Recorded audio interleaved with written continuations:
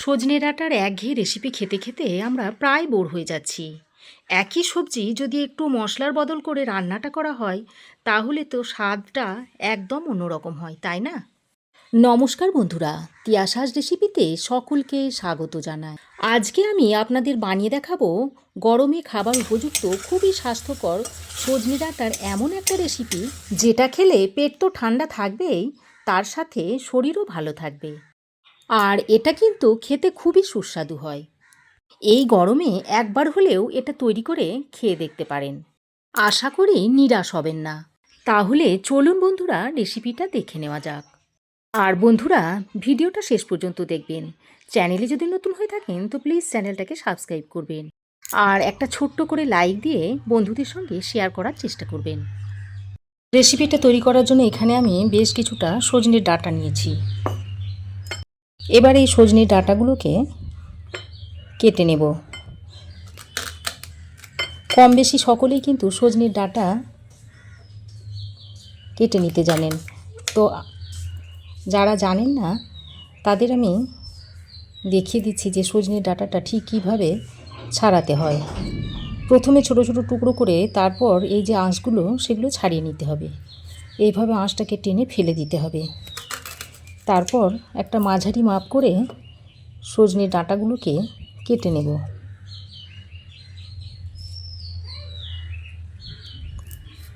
তো ওই একইভাবে সব সজনে ডাঁটাগুলোকে এরকম করে ছাড়িয়ে নিয়েছি। এবার এটাকে একটা পাত্রের মধ্যে তুলে নিচ্ছি। তারপর সজনে ডাঁটাগুলোকে ভালো করে ধুয়ে পরিষ্কার করে নিয়েছি। আমি এই সজনে ডাঁটার সঙ্গে দুটো আলু দেব। তার জন্য দুটো আলু আমি খোসা ছাড়িয়ে ভালো করে ধুয়ে নিয়েছি। তারপর এই আলুটাকে এভাবে কেটে নিচ্ছি। আলুটাকে প্রথমে দুটো ভাগে ভাগ করে নিয়েছি। তারপর এইভাবে একটু মোটা মোটা করে কেটে নিচ্ছি।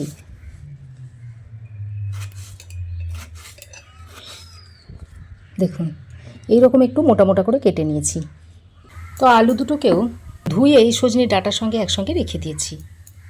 আমি একটা বড় পাত্রের মধ্যে বেশ খানিকটা জল আগে থেকে গরম করতে দিয়েছি। তারপর এর মধ্যে দিয়ে দিচ্ছি পরিমাণ মতো নুন।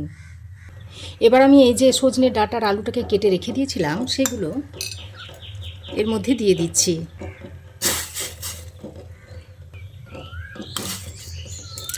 প্রথমে আমি আলুটাকে দিয়ে দিয়েছি, তারপর এর মধ্যে সজনে ডাঁটাগুলোকেও দিয়ে দিচ্ছি। এবার আলু আর সজনে ডাঁটাটাকে নুন জলের সঙ্গে ভালো করে মিশিয়ে দিচ্ছি। তারপর এইভাবে 5 মিনিট মতো ভাপে সেদ্ধ করে নেব।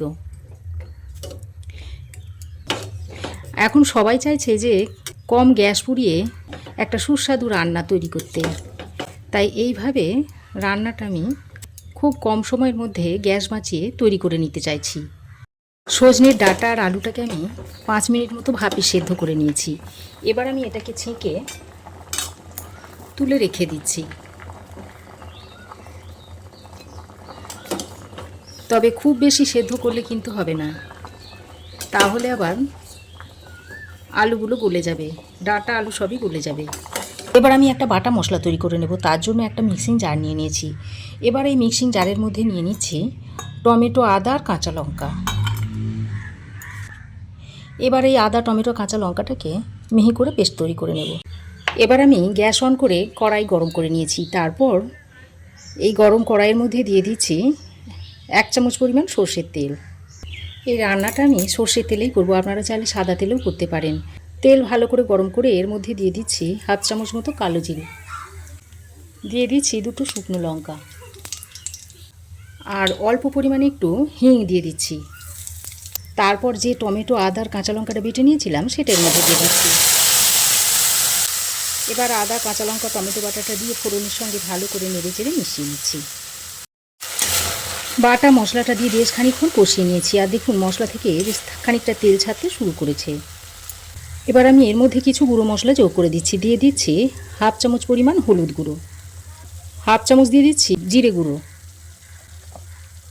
1/2 চামচ দিয়ে দিচ্ছি ধনে গুঁড়ো, আর কালারের জন্য একটু কাশ্মীরি লঙ্কার গুঁড়ো দিয়ে দিচ্ছি। সঙ্গে অল্প পরিমাণে একটু জল দিয়ে মশলাটাকে খুব ভালো করে কষিয়ে নিচ্ছি।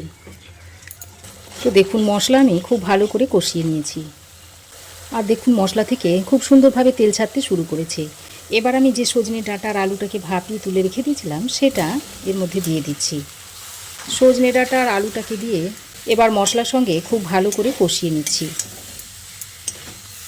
ততক্ষণে এখানে আমি একটা বাটির মধ্যে নিয়েছি 1 চামচ মতো চারু মগজ, আর ওরই সঙ্গে দিয়ে দিচ্ছি 1 চামচ মতো পোস্ত। এবার এই পোস্ত আর চারু মগজটাকে জল দিয়ে মিহি করে বেটে নেব। তো গুঁড়ো মশলাগুলো দিয়ে আলু ও সজনে ডাঁটার সঙ্গে খুব ভালো করে মিশিয়ে নিয়েছি। এবার আমি যে পোস্ত আর চারু মগজটা বেটে রেখেছিলাম সেটা এর মধ্যে দিয়ে দিচ্ছি। এই বাটিতে অল্প পরিমাণে জল নিয়ে ধুয়ে দিয়ে দিচ্ছি। তারপর আলু সজনে ডাঁটার সঙ্গে ভালো করে মিশিয়ে নিচ্ছি।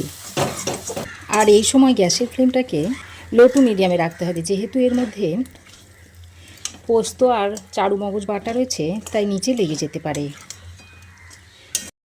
এবার আমি এই পর্যায়ে স্বাদ মতো একটু চিনি দিয়ে দিচ্ছি আর পরিমাণ মতো একটু নুন দিয়ে দিচ্ছি। নুন আর চিনিটা দিয়ে আবারও ভালো করে মিশিয়ে নিচ্ছি। তো ভালো করে মিশিয়ে নেওয়া হয়ে গেলে এবার আমি সজনে আলু সেদ্ধর যে জলটা রেখে দিয়েছিলাম সেইটা এখানে দিয়ে দিচ্ছি। সব জলটা এখানে দিয়ে দিলাম। তারপর সব কিছু একসঙ্গে আবারও ভালো করে মিশিয়ে নিচ্ছি। তো ভালো করে নেড়েচেড়ে মিশিয়ে নিয়ে 2 মিনিট আমি হাই ফ্লেমে ভালো করে ফুটিয়ে নিয়েছি। এবার এর মধ্যে বেশ কিছুটা ফ্রেশ ধনেপাতা আর একটা চেরা কাঁচা লঙ্কা দিয়ে দিচ্ছি। তারপর ঢাকা দিয়ে আরও কিছুক্ষণ এটাকে রান্না করে নেব। ঢাকা দিয়ে আমি আরও 4-5 মিনিট মতো রান্না করে নিয়েছি। আর দেখুন আলু সজনে ডাঁটা সব কিছুই ভালোভাবে সেদ্ধ হয়ে গেছে আর রান্নাটাও সার্ভ করার জন্য একেবারেই রেডি হয়ে গেছে। এবার আমি গ্যাসের ফ্লেম বন্ধ করে আরও কিছুক্ষণ স্ট্যান্ডিং টাইমে রাখার পর এবার এটা আপনারা গরম গরম ভাতের সঙ্গে অনায়াসেই সার্ভ করে দিতে পারবেন।